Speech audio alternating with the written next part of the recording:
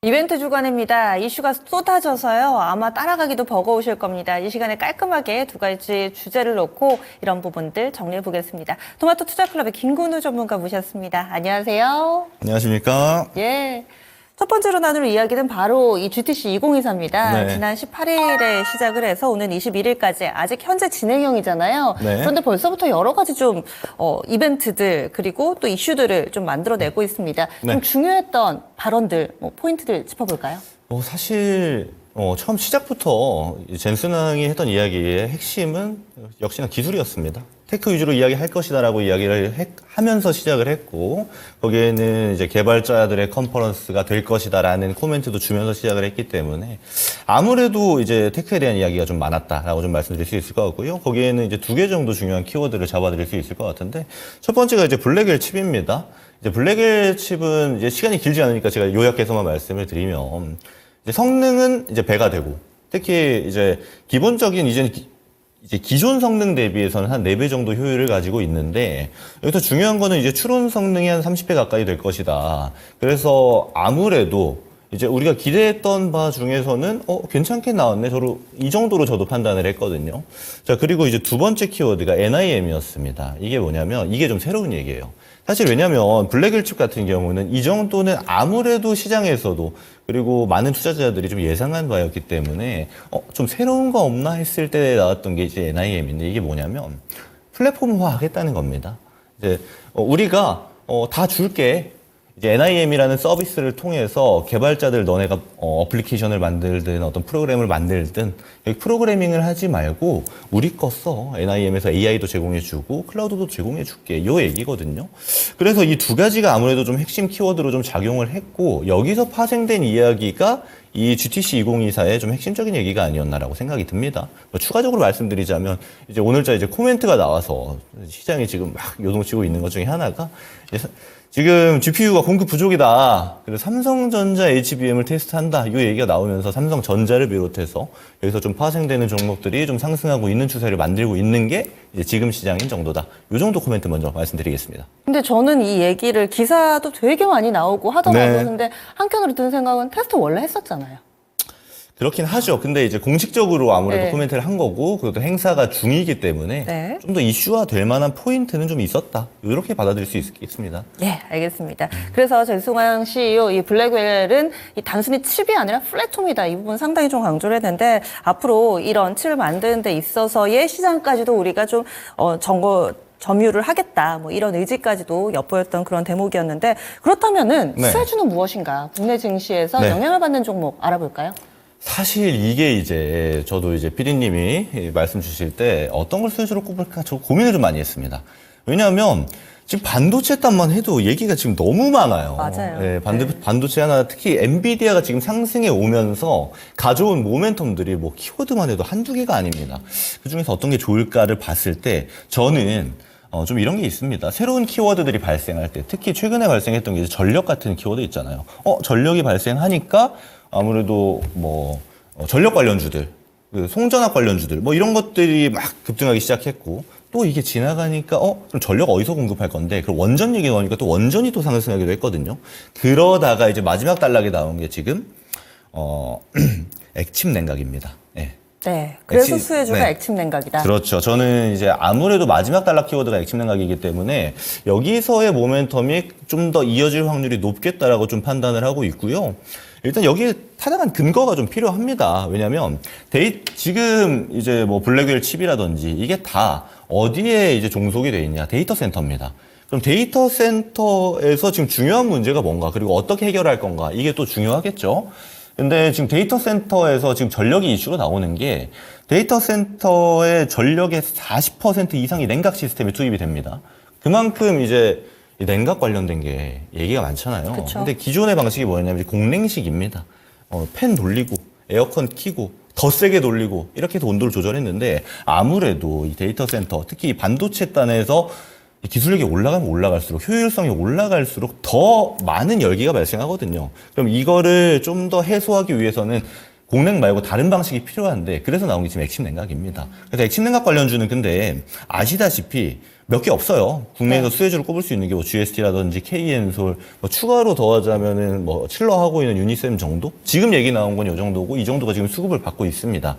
그래서 여기에서 제가 좀 꼽고 있기도 한데 여기에 모멘텀에 좀 더 가중을 할 수 있는 얘기가 뭐가 있냐면 사실 지금 GST나 뭐 KN솔 이런 종목들 다 중소형주 단이잖아요. 근데 대형주 단, 특히 이제 SK이노베이션의 자회사, SK엠무브도 액침 냉각 기술 개발 진행 중이고요. 여기에는 실제로 지금 하겠다는 얘기입니다. SK이노베이션에서 뭐였냐면 SK텔레콤에서 먼저 테스트해보겠다. SK텔레콤에서 테스트했는데 성과가 나왔다. 그럼 액침 냉각 서비스를 델에도 공급을 할 수 있다. 이런 얘기가 지금 나오고 있어요. 그래서 SK이노베이션 포함해서 지금 삼성물산도 액침 냉각 시스템을 개발하고 있거든요. 그만큼 이 분야 자체가 아무래도 이게 단발성으로 끝나는 테마가 아니고 앞으로도 꾸준히 발생할 어떤 시장의 모멘텀 중 하나이기 때문에 저는 지금 단에서 봐야 된다라고 좀 말씀드리도록 하겠습니다. 네, 비정시에서도 슈퍼마이크로 컴퓨터가 또 어마어마했는데 네. 액침 냉각 같은 맥락에서 또 이번에 수혜주로 딱 집어서 이 액침 냉각을 이야기를 해주시네요. 그렇다면은 앞으로 이 GST 끝나고 나서 반도체주들 어떻게 될 것인가? 왜냐하면은 개막하는 날 그 디데이에 반도체주들 충격이 상당히 컸었잖아요. 맞아요. 그 이후에 뭔가 이제는 좀 꺾이나 싶었는데 오늘 또 삼성전자가 급등을 하면서 불을 지피는 모습이고 맞습니다. 앞으로 어떻게 될까요? 사실 지금 기조가 과거랑 좀 다르다는 거 여러분들이 좀 봐주셔야 됩니다. 왜냐하면 반도체 투자하시는 분들 지금 굉장히 많잖아요. 근데 그분들이 지금 염려하고 계신 게 뭐냐면 반도체가 다 고점 단에 있어요. 이거 모멘텀 깨지면 다 같이 내려오겠는데? 막 이런 생각하시는 분들도 있습니다. 근데 지금은요 상당히 선별적으로 움직입니다. 기존에 어떤 움직임이었냐면 엔비디아가 치고 올라가잖아요. 뭘 비교해 보면 되면 필라델피아 반도체 지수 보면 됩니다. 엔비디아가 올라가면 필라델피아 반도체 지수가 같이 갔어요. 그동안은. 근데 최근 트렌드가 어떻게 바뀌었냐면요. 엔비디아와 엮여있는 종목들, 엮여있는 기업들이 아니고서는 차익 매물 나오기 시작했습니다. 특히 대표적인 게 AMD죠. 당연히 경쟁사니까 AMD는 오늘도 뭐 거의 한 5% 하락을 했고요. 또 ARM은 엔비디아랑 협력한다 뭐 이런 소식이 없는 반도체 단이다 보니까 오늘도 하락을 했습니다. 선별적인 대응이 발생하고 있는데 또 하나 예시가 시놉시스는 4% 정도 상승을 했어요. 엔비디아랑 협업을 한다는 얘기가 나오면서. 그래서 지금은 아무래도 대장인 엔비디아가 쭉쭉쭉 치고 가면서 모두를 끌고 가는 모멘텀이 아니고 아무래도 이제 엔비디아와 좀 근접한 이슈를 지니고 있는 종목들 위주로 모멘텀이 좀 유지가 되고 그 외의 종목들은 차익 실현이 나오고 있거든요. 그래서 이 단에 그러니까 이 정도 단에 있는 종목들을 좀 선별해서 봐야 될 필요가 있다라고 먼저 말씀을 드리고요. 그리고 또 하나 지금 이벤트가 하나 남아 있잖아요. 네. 이제 새벽 5시가 되면은 마이크론의 실적 발표가 있습니다. 저는 여기서가 좀 중요할 것 같아요. 네. 지금 일단은 반도체 단이 다 고점을 형성하고 있긴 합니다만은 제 개인적인 뷰로는 아직은 한두 방 정도 더 남았다라고 저는 보여져요. 이게 상승으로? 그렇죠. 상승으로. 다만 이전처럼 쫙 끌고 가서 하는 매매보다는 지금은 사실 이제 보유자들은 어디서 차익 실현을 할까의 뷰고 신규로 진입하는 거는 지금은 좀 부담스러운 위치에 있는 건 사실이거든요. 그래서 이제 한두 방이 남았다라고 저는 보고 있는데, 그럼 이 단에서 지금 이슈가 이제 마이크론 실적 발표가 있잖아요. 이게 시장이 어떻게 받아들이느냐에 따라서 좀 더 끌고 갈 수 있고, 보유자분들이. 좀 더 길게 가서 더 많은 수익 실현을 할 수 있는 게 되는 것이고, 여기서 시장 반응이 안 좋으면요, 생각보다 반도체 단에서 차익 실현이 좀 빠르게 나올 수 있습니다. 그래서 이 점을 좀 유의하면서 대응해야 되지 않나.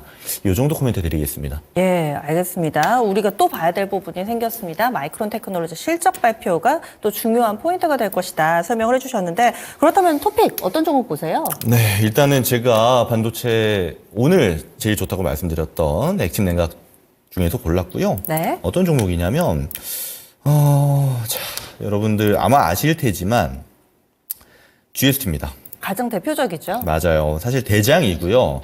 아마 근데 GST 보면은 정말 많이 올랐단 말이에요. 그래서 이걸 지금 진입해도 돼라고 보시는 분들이 분명 많을 텐데 저는 액침 냉각주를 지금 당장에 볼 거면 GST가 조금만 더 눌린 가격대에서 보시는 게 훨씬 더 유리할 거다라고 봅니다.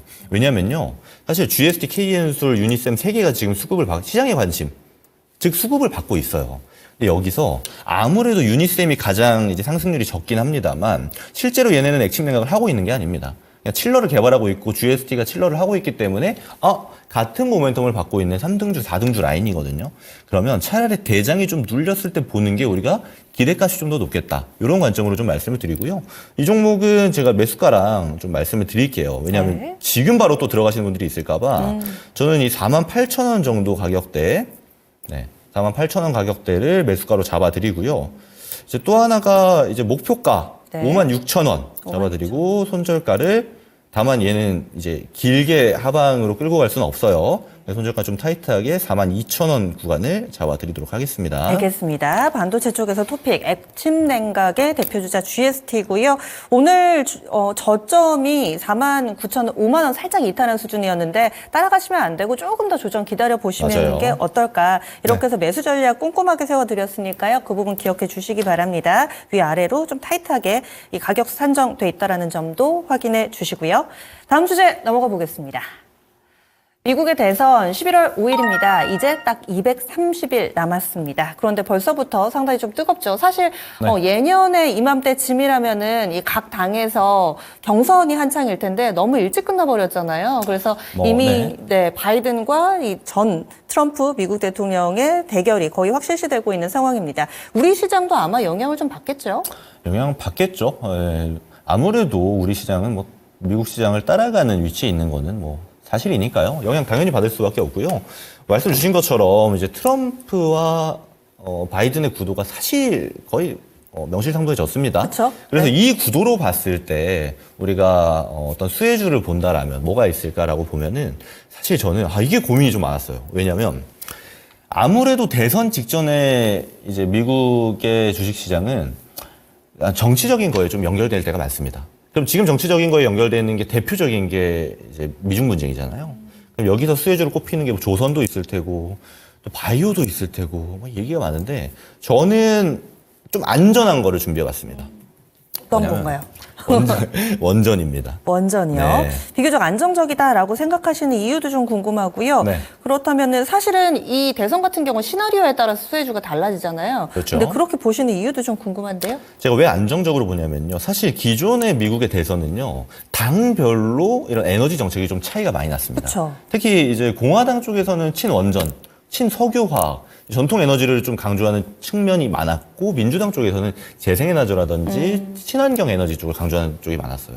근데 지금은 좀 차이가 있는 게 어떤 게 있냐면 양쪽 다 원전에 괜찮은 아이덴티티를 좀 띄고 있습니다. 어쩌다 보니까 회색 지대가 됐어요. 맞아요. 네. 그래서 뭐 대표적으로는 지금 바이든 정부잖아요. 바이든 정부에서도 원전에 대해서 보조금을 주겠다. 그리고 보조금도 확대하겠다라는 스탠스를 취하고 있거든요. 그러니까 이런 얘기가 나오고 있으니까 그럼 트럼프 쪽이 반대 얘기하나? 이렇게 또 볼 수 있는데 아시다시피 트럼프 전 대통령은 공약집을 책으로 쓸 정도로 관심이 많죠. 근데 당연히 친원전 이야기가 많습니다.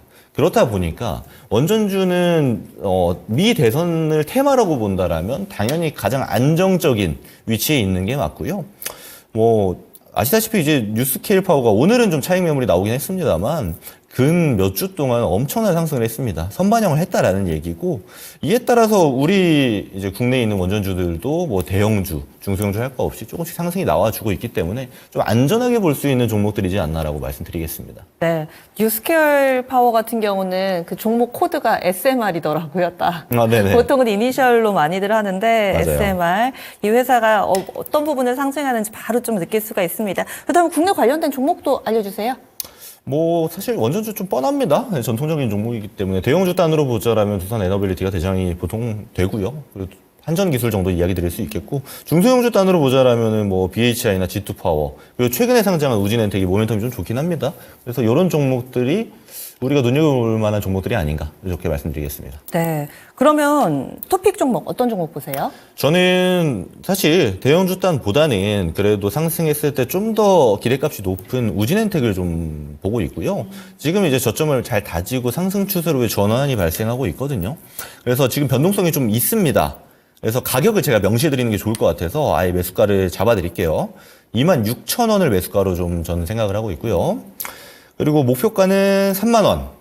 네, 손절가는 23,000원 잡아보도록 하겠습니다. 아무래도 대선 수혜주이긴 합니다만은 원전 자체가 지금 모멘텀이 좋기 때문에 저는 손절 주가를 일단 방송이니까 좀 드렸는데 네. 천천히 모아가는 방식도 우진엔텍이 나쁘지 않다. 이렇게도 같이 코멘트 드리겠습니다. 11월이면 아직 한참 남긴 했잖아요. 맞아요. 200일 넘게. 그렇다면 그때까지 모아나가면서 모멘텀 플레이가 가능하다고 보시는지 아니면 단기에 좀 부각됐을 때마다 짧게 매매가 더 낫다고 보시나요?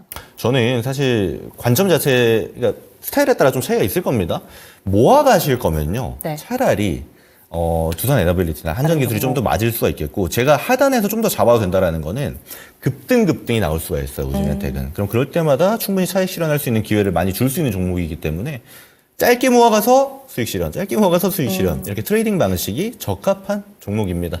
네, 알겠습니다. 그래서 대선, 미 대선의 수혜 섹터 원전 보고요. 우진엔텍. 트레이딩 가능하신 분들은 이 종목, 그리고 모아나가실 분들은 조금 더 사이즈 있는 종목으로 해주시는 게 어떨까. 두 가지 선택지까지 함께 좀 팁으로 제시를 해드렸습니다. 수고해주신 김근우 전문가님 여기서 보내드릴게요. 오늘 말씀 고맙습니다. 고맙습니다. 네.